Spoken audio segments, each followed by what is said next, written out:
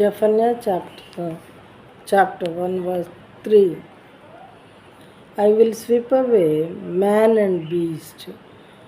I will sweep away the birds of the heavens and the fish of the sea and the rebel with the wicked. I will cut off mankind from the face of the earth, declares the Lord.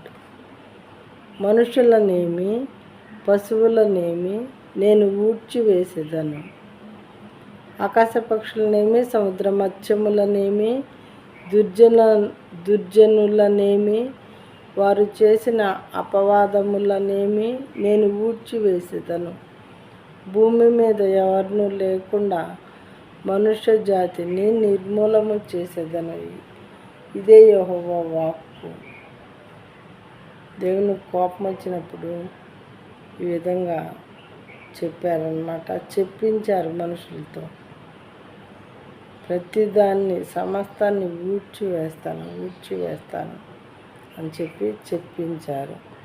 అలాంటప్పుడు మనుషులు ఒకవేళ దేవుని పాదముల దగ్గరికి వచ్చి వాళ్ళ పాపములను ఒప్పుకొని క్షమాపణ అడుక్కుంటే క్షమించవచ్చు.